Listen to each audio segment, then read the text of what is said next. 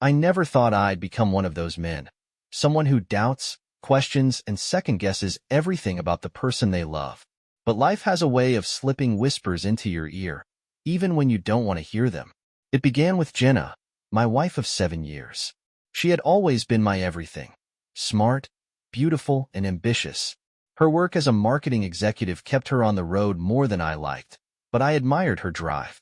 It was one of the reasons I fell in love with her. The changes were subtle at first. Her eyes didn't light up when she looked at me anymore. Our conversations felt rehearsed, mechanical, like she was ticking off a box. She stopped sharing the little details about her day that used to make us laugh late into the night. I told myself it was just stress. Her job was demanding, and I didn't want to add to her burden. Still, a seed of unease had been planted. One Tuesday afternoon, I was home finishing a freelance article when my phone buzzed. It was Jenna. Busy day ahead. Don't wait up tonight. Her messages had been getting shorter, her tone brisker. Something in my gut twisted. I brushed it off and replied with a quick, "Got it. Love you." But the words felt hollow, almost mocking.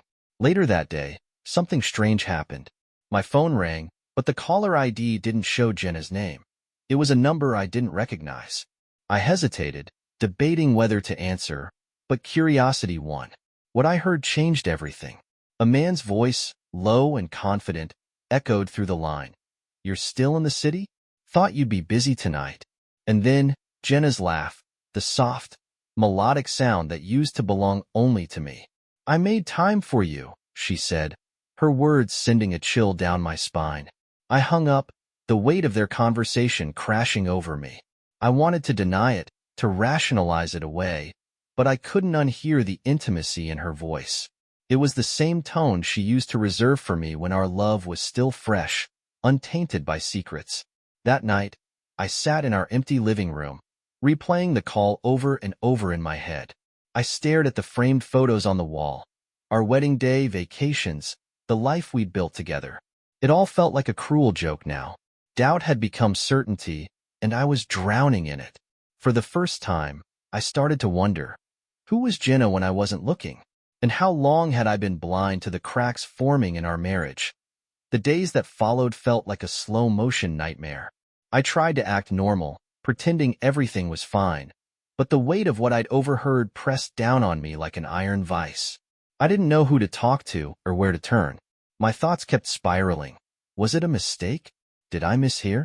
Am I going crazy? But deep down, I knew. I couldn't deny the truth anymore. Jenna came home from her trip that Friday evening. She greeted me with her usual smile, the kind that used to melt my heart but now felt like a mask.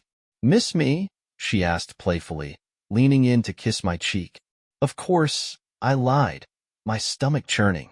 I forced myself to smile, wondering if she could sense how hollow it was.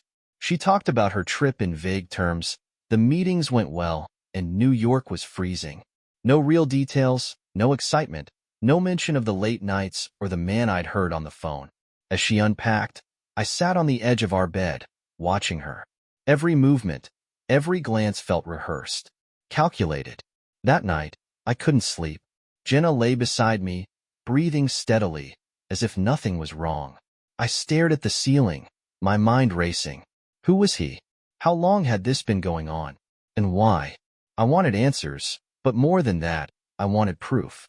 If I confronted her now and she denied it, I'd have nothing. I needed to be sure. The next morning, while Jenna showered, I grabbed her phone from the nightstand. My hands trembled as I unlocked it. She'd never changed the passcode. My heart pounded as I opened her messages, half hoping I wouldn't find anything. But there it was, a thread with a contact saved under the name Maggie. Except it wasn't Maggie. The messages were encrypted in casualness, but the undertone was clear. "Last night was amazing," one read. Another, "I can't wait to see you again. Same hotel next week?" My chest tightened as I scrolled further, piecing together their affair like a sick puzzle. The man's name was Alex. He worked with her, someone I'd met at a company event once. A name I hadn't thought twice about until now. Jenna emerged from the bathroom as I was putting her phone back. She smiled at me, towel drying her hair, completely oblivious to the storm raging inside me. "What do you want for breakfast?" she asked, her tone light and easy. "I'm not hungry," I muttered, avoiding her gaze. I felt sick, my appetite non-existent. That day, I started my plan. I bought a voice recorder and tucked it into the lining of her work bag. I synced her phone's cloud to my laptop, ensuring I could access her messages remotely. I told myself it wasn't paranoia, it was survival. If I was going to confront her, I needed the truth to stand on. For now, I'd pretend, play the part of the loving husband while I unraveled the web of lies she had spun. Pretending to be the man I was before felt like walking through a minefield. Every interaction with Jenna was a test of my resolve, a challenge to keep my anger and heartbreak bottled up. I had to remind myself constantly, don't tip your hand. Not yet. The recorder in her work bag was a small but powerful weapon in my arsenal. I wasn't sure what I hoped to hear, maybe confirmation of her lies or details about her affair with Alex. But the act of setting it up gave me a sense of control, however fleeting. For the first time in days, I felt like I was doing something instead of drowning in my suspicions. That week, I monitored her phone obsessively.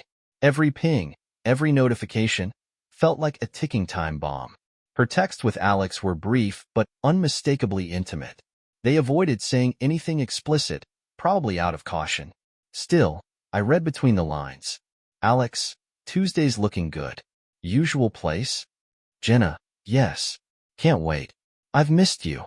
The casual familiarity in their words made my stomach churn. How could she type those words while sitting in the same room as me?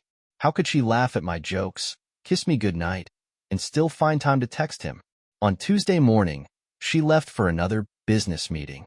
This time, I didn't settle for scrolling through messages. I followed her. She'd mentioned the hotel once, years ago, as her company's go-to spot for out-of-town guests. It wasn't far, a 30-minute drive, but it felt like an eternity as I trailed her car from a distance. My hands gripped the steering wheel so tightly they ached. Every mile brought me closer to a truth I wasn't ready to face. She parked in the lot of the boutique hotel, her demeanor calm and collected as she stepped out of the car. There wasn't a trace of guilt or hesitation in her movements. She looked beautiful, radiant even, in her business attire. My heart twisted painfully at the thought that she might be dressing for him. I waited in my car, watching as she disappeared into the lobby. Minutes later, a man arrived, Alex. He didn't look around or hesitate. He walked straight inside, a man with a purpose. The rage I felt was unlike anything I'd ever experienced. My mind screamed at me to rush in, confront them, demand answers. But I stayed put. Barging in now wouldn't change anything. I needed more than a confrontation. I needed evidence. An hour later, they emerged, their expressions relaxed and easy. Jenna's hand brushed his arm casually, a fleeting gesture that spoke volumes. I drove home in a daze, my chest tight with suppressed emotion. That night, I listened to the recorder. Their voices were faint but audible, discussing plans, laughing at inside jokes. The way she laughed with him was like a knife in my gut. Now, I knew. The woman I loved was gone, replaced by someone I couldn't recognize. But if she thought I'd stay silent, she was wrong. The knowledge burned inside me like a wildfire, but I forced myself to keep quiet. I wasn't ready to confront Jenna. Not yet. I needed more time, more evidence, and a clearer sense of how to approach the inevitable. Every time I looked at her, though, the weight of my silence grew heavier. How could she sit across from me at dinner, laughing with our friends or scrolling through her phone while we watched TV, without even a flicker of guilt? I was drowning in the absurdity of it all. At work, I found it impossible to concentrate. My clients noticed the shift. I could tell from their strained smiles and gentle questions. Everything okay, man? You've been a bit distracted. Just life, I'd say with a weak smile. You know how it is. If only they knew. That Friday evening, Jenna suggested we go out for dinner. It was an old tradition we'd started early in our marriage, but had let slip in recent years. I feel like we need some time for just us, she said, flashing me a smile that used to light up my world. I hesitated, caught off guard. Did she feel guilty? Was this her way of making amends without admitting her betrayal? Or was it just another act, another layer of deceit? Sure, I replied, my voice steady despite the storm inside me. We ended up at a small Italian restaurant we used to frequent. The place hadn't changed much, with its soft lighting, checkered tablecloths, and the faint scent of garlic lingering in the air. For a moment, I allowed myself to pretend, to imagine we were still that couple who came here on lazy Friday nights, dreaming about the future. She reached across the table and took my hand. "I've missed this," she said softly. Her touch was warm, her gaze tender. My throat tightened, and I forced a smile. "Me too." The rest of the evening was eerily normal. We talked about work, weekend plans, and a vacation we'd been putting off for years. She laughed at my jokes, and for a fleeting moment, I almost believed we could be happy again. But then I remembered Alex, his smug smile, the way her laughter sounded in his presence. The illusion shattered as quickly as it formed. When we got home, Jenna leaned in and kissed me. It was deep, passionate, and completely unexpected. For a second, I froze, caught between longing and revulsion. I kissed her back, hating myself for how much I still wanted her, even now. Later that night, as she slept beside me, I stared at the ceiling, wide awake. The confrontation loomed closer, a shadow I couldn't escape. I needed a plan, not just to confront her, but to make sure she couldn't manipulate her way out of it. The thought of her turning this around, making me doubt myself again, was unbearable. This wasn't just about betrayal anymore. It was about reclaiming my life. The next morning, the clarity I'd been waiting for hit me. This wasn't just about Jenna's betrayal anymore. It was about how I moved forward from it. I realized I wasn't seeking closure from her. I was seeking control over my own future. If I confronted her without a plan, I'd leave room for doubt, manipulation, and excuses. I couldn't let that happen, so I began crafting a strategy. First, I dug deeper into her world with Alex. I wasn't proud of my actions, but I justified them as necessary. I logged into her cloud account and retrieved her emails.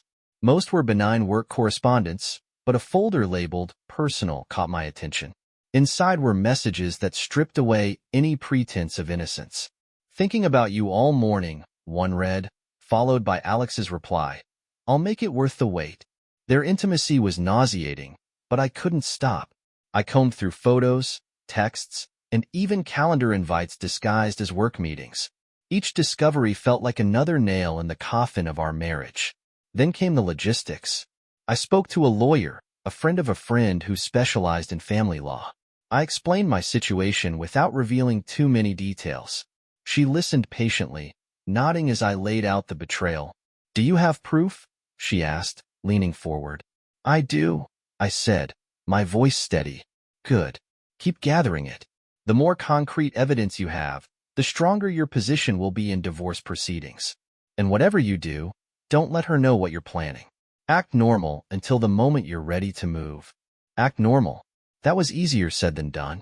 The hardest part was the waiting. Every day, I had to share a space with Jenna, pretending we were still partners, while the truth burned inside me like acid. She'd smile at me over breakfast, ask me about my day, and send me casual texts while at work, all while carrying on her double life. At night, I'd lie awake, running through the steps in my head. I needed this to be clean, decisive, and irrefutable. No second chances. No way for her to twist the narrative. One evening, while Jenna was in the shower, I took the next step. I emailed Alex, using an alias and a disposable email account. My message was simple. "I know everything. You and Jenna. The hotel. The texts. I have it all. Be ready." I didn't expect a reply, but I didn't need one. The purpose was clear: to rattle him, to plant a seed of fear. The following day, I confirmed a meeting with my lawyer. "Next Friday," I told her. "That's when I want to start the process." "Are you sure you're ready?" she asked. I wasn't, but I nodded anyway. Now, all that remained was the confrontation itself. The moment I'd lay everything out, expose her lies, and let her know that I was no longer the blind, trusting husband she thought I was. The countdown had begun. The days leading up to Friday were excruciating. Each moment stretched endlessly, filled with tension so thick it was suffocating. Jenna, completely oblivious to the storm brewing, continued on as if nothing had changed. She planned dinners, scrolled through her phone while we watched TV, and kissed me goodbye each morning like we were the perfect couple. I forced myself to match her energy, to play along with the charade. Every smile I gave her felt like a lie. Every laugh at her jokes was hollow. But this facade was necessary. I couldn't afford to give her any reason to suspect that I knew. The evidence I had collected was damning. Texts, emails, photos, and recordings. I'd built a mountain of proof that would leave no room for denial. But knowing and confronting were two very different beasts. I played out the confrontation in my head over and over, imagining every possible outcome. Would she cry? Beg for forgiveness? Or would she deny it? Twist the blame back onto me and accuse me of being paranoid? I didn't know, but I was prepared for any response. On Wednesday evening, Jenna brought up our anniversary, which was just a few weeks away. "We should do something special this year," she said, her eyes lighting up. "It's been so long since we've had a real getaway."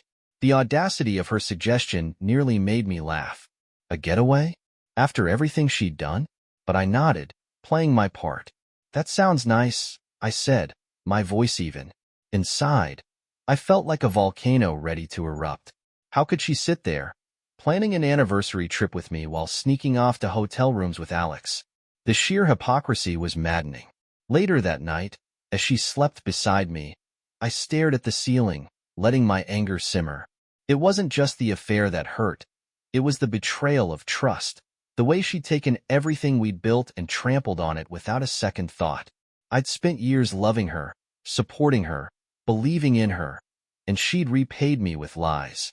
By Thursday, I could barely contain the storm inside me. I had finalized everything with my lawyer and laid out my plan in meticulous detail. The confrontation would happen Friday evening, after she returned from work. I wanted her to come home to me, not Alex, and face what she'd done. I arranged for a close friend to be on standby, someone I trusted completely. If things went south, I needed backup. I also ensured that the evidence was secure, stored in multiple locations, and accessible only to me. Friday morning arrived like the calm before a hurricane. Jenna left for work, kissing me on the cheek and saying, "Love you," as she walked out the door. I stood there, watching her go, feeling a strange mix of sorrow and resolve. This was the last time I'd pretend. When she came home that evening, everything would change. For her. For me. For us. When Friday evening arrived, the house was eerily quiet. I had spent the day ensuring everything was in place. My evidence was compiled into a folder on my laptop, ready to be displayed at a moment's notice. I had backup stored on a USB drive and in cloud storage, just in case. My heart raced with anticipation, but my resolve was unshakable. Jenna arrived home just after 6, her heels clicking against the hardwood floor as she walked into the house. She looked beautiful, as always, wearing a tailored blazer and her hair pulled back in a neat ponytail. If I hadn't known the truth, I might have admired her poise. "Hey, babe," she said with a warm smile. "How was your day?" "Long," I replied, my voice measured. "We need to talk." Her smile faltered, replaced by a slight furrow of her brow. "Oh? What about?" "Sit down," I said, motioning to the couch. My tone left no room for argument. She hesitated but complied, placing her bag on the floor and smoothing her skirt as she sat her day. "You're scaring me," she said with a nervous laugh. I stood across from her, my hands gripping the back of the chair for support. "Jenna," I began, my voice steady but cold, "I know about Alex." Her eyes widened, and for a moment, the mask slipped. Panic flashed across her face before she quickly composed herself. "I don't know what you're talking about," she said, her voice shaking just enough to betray her. "Don't," I said sharply, cutting her off. "Don't lie to me. I know everything. The hotel, the texts, the emails." I took a step closer, watching as her composure crumbled. "I've seen it all, Jenna." She stared at me, her mouth opening and closing like a fish gasping for air. "I can explain," she finally stammered, tears welling in her eyes. "Explain?" I said, incredulous. "Explain how you've been sneaking around behind my back for months? How you've lied to my face every single day?" My voice rose despite my efforts to stay calm. It wasn't like that, she said quickly, tears spilling down her cheeks. It didn't mean anything. It was a mistake, just one mistake. Don't insult me, I snapped. I know it wasn't just once. I've read the messages, Jenna. I heard you. I saw you. Her face went pale, and she buried her head in her hands, sobbing. I'm sorry, she whispered. I'm so sorry. Her apologies felt like ashes, empty and meaningless. Sorry doesn't cut it, I said coldly. You betrayed me.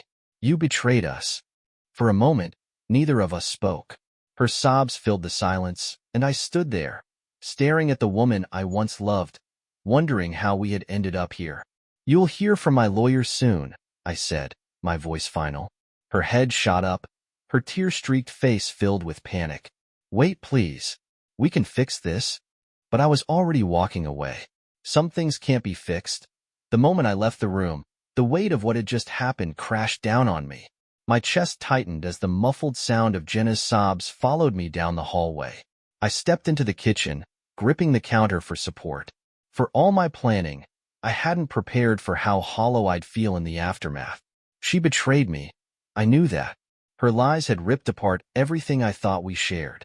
But now, having said the words, having laid everything bare, I didn't feel triumphant or vindicated.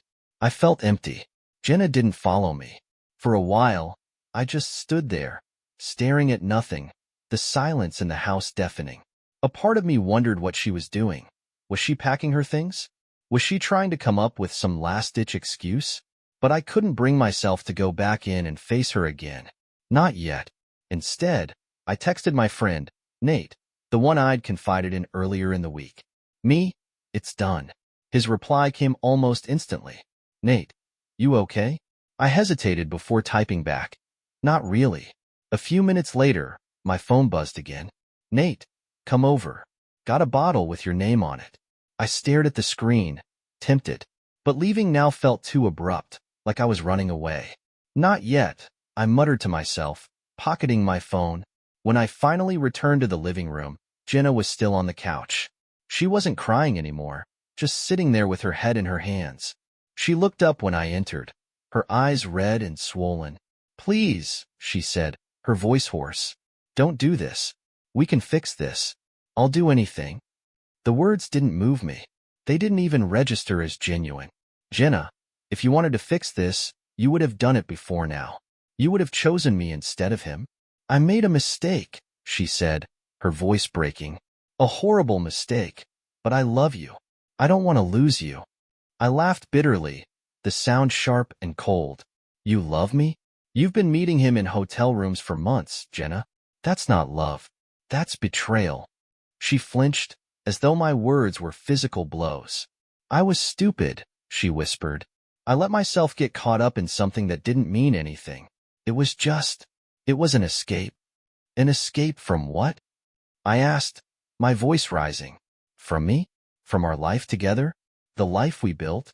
She didn't answer, just lowered her head. I'm done, I said, each word a nail in the coffin of our marriage.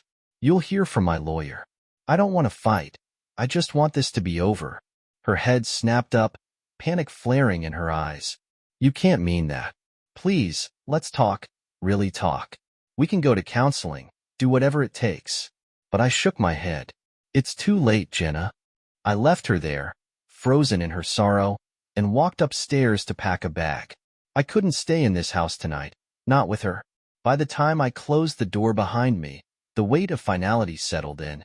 My marriage was over. I didn't sleep that night. I couldn't. Instead, I sat in a cheap motel room, staring at the flickering television, my thoughts spinning in circles. The events of the evening played on a loop in my mind. Jenna's sobs, her desperate apologies, her pleas for forgiveness. It was all noise now, muffled and meaningless.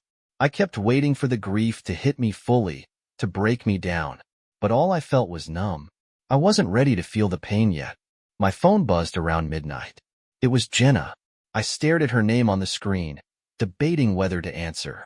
I finally let it go to voicemail. A moment later, a text came through. Jenna, please come home. We need to talk. I didn't reply. What was there left to say? By morning, I'd made up my mind to go back to the house, briefly. Not to talk, not to argue, but to gather the rest of my things and make my departure official. I wasn't planning to drag this out any longer than necessary. When I arrived, the house was eerily quiet. Jenna was sitting at the kitchen table, clutching a mug of coffee like it was her lifeline. Her eyes were swollen, her face pale. She looked like she hadn't slept either. She didn't say anything as I walked in, and I didn't acknowledge her. I went straight upstairs to pack a larger bag. As I moved around the room, shoving clothes and essentials into my duffel, I felt her presence in the doorway. "You're really leaving," she said softly. I didn't look at her. "Yes. Can we please just talk?" Her voice broke on the last word. I zipped the bag shut and finally turned to face her. "Jenna, I've already said everything I need to say. What's left to talk about?" She stepped closer, her hands trembling. "I know I've hurt you, more than I can ever fix, but please, just give me a chance to make this right. I'll do anything. Therapy, counseling, whatever it takes." I shook my head. "This isn't something you can fix, Jenna. You didn't just hurt me, you destroyed us. Do you understand that? You took what we had and set it on fire." Tears streamed down her face, but I didn't stop. "You didn't just make a mistake. You made a choice. Over and over again. You chose him. You chose to lie to me, to betray me. And now you want me to believe you can just undo it all? That's not how this works." Her voice was barely a whisper. "I don't know who I am without you." "That's not my problem anymore," I said, my words harsh but honest. I walked past her, duffel in hand, and headed for the door. As I reached it, I paused, my hand on the knob. For a moment, I considered saying something, anything, to soften the blow. But what was the point? Without looking back, I stepped outside and closed the door behind me. This was my goodbye. Leaving the house felt like stepping into a different world, a quieter, lonelier one. I drove aimlessly for hours, the bag in the back seat a reminder of how much my life had changed in a single night. I didn't have a destination in mind, but I ended up at my friend Nate's place. Nate was already waiting for me, a bottle of whiskey and 2 glasses on the coffee table. He opened the door without a word, pulling me into a brief, grounding hug. "You did the right thing," he said simply, as if that truth would ease the ache. The night unfolded in a haze of heavy silences, short bursts of conversation, and too much whiskey. I told Nate everything, Jenna's affair, the confrontation, and the moment I walked out. He listened without interrupting, letting me unravel at my own pace. "What now?" he asked when I finally ran out of words. "I don't know," I admitted. "Move forward, I guess. Whatever that looks like." "You'll figure it out," he said. "One step at a time." That first night at Nate's was the start of a slow, painful process. I threw myself into work, taking on extra projects to fill the hours. I stayed at Nate's for a week before finding a short-term rental, a modest apartment with bare walls and the faint smell of fresh paint. It wasn't much, but it was mine. Jenna reached out several times during those first weeks. Her calls went unanswered, her texts unread. Each time her name popped up on my phone, it was like reopening a wound that hadn't even begun to heal. It wasn't until her lawyer contacted mine that the reality of the situation truly hit me. The divorce was no longer a distant inevitability. It was happening. My lawyer assured me I was in a strong position, thanks to the evidence I'd gathered. But the thought of dragging everything into the open still made me sick. I stayed focused on what I could control, rebuilding my life, piece by piece. I leaned on Nate and a small circle of trusted friends, people who reminded me I wasn't as alone as I felt. But the nights were the hardest. When the world grew quiet and the weight of what I'd lost settled in, I couldn't stop replaying it all. The love Jenna and I once shared, the lies she told, and the moment I walked away. I wasn't sure if I'd ever feel whole again. 3 months into the separation, I was finally starting to find some semblance of stability. My days were filled with work and routine, small steps toward reclaiming normalcy. But one afternoon, everything shifted again. I was clearing out old emails when I stumbled upon a thread from Jenna's account. It had been forwarded to me by the cloud sync I'd set up, but I'd overlooked it in the chaos of the separation. The subject line read, "About the baby." My heart stopped. Baby? I opened the email, and the words blurred as my mind struggled to process them.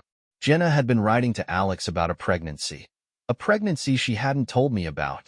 The message was brief, discussing plans for a doctor's appointment and whether they were ready to make this work. The air left my lungs. Was this the reason for her betrayal? Was this child even mine? My hands trembled as I forwarded the email to my lawyer, along with the question that now consumed me. Can we compel a paternity test? The legal process was excruciatingly slow, but eventually, the test was arranged. I hadn't spoken to Jenna since the email came to light. Everything was handled through lawyers. The day of the results felt surreal, a mix of dread and hope I couldn't quite shake. When the envelope arrived, I ripped it open, my breath hitching as I read the words. 99.9% excluded as the biological father. The confirmation felt like a punch to the gut, even though I'd suspected it. The child wasn't mine. Jenna's betrayal had taken everything from me. Our love, our future, and now the idea of a family I thought we shared. 10 years later, life had moved on. I had rebuilt, met someone new, and carved out a life I was proud of. But the past has a way of catching up, and it did in the form of my son, Liam. He was 16 now, old enough to start asking questions about the divorce. For years, I'd kept the truth vague, protecting him from the ugliness of it all. But he was persistent, and eventually, I sat him down to explain. His reaction was a mix of shock and anger. Not at me, but at Jenna. She lied to both of us, he said, his voice trembling. How could she do that? I don't know, I admitted, feeling the weight of his pain as keenly as my own. Liam's questions reignited something in me, a need for closure I hadn't realized I still craved. I reached out to Jenna for the first time in years, arranging a meeting at a neutral location. She looked older, tired, her confidence diminished. When I told her about Liam's questions, she broke down, apologizing again for everything. But her remorse felt hollow, too little, too late. Why? I asked, the question that had haunted me for years. She shook her head, tears streaming down her face. I was selfish, stupid. I didn't think about what I was destroying. Her answer didn't satisfy me, but it was all she had to give. My revenge wasn't loud or violent. It was measured. I'd built a life Jenna would never be part of, a family she'd forfeited. I told Liam everything, letting him decide how to handle his relationship with her. He distanced himself, though I encouraged him to keep an open heart. And for me, I moved forward. I let go of the bitterness that had consumed me for so long. My revenge wasn't about making Jenna suffer. It was about proving that she couldn't destroy me. In the end, I found peace.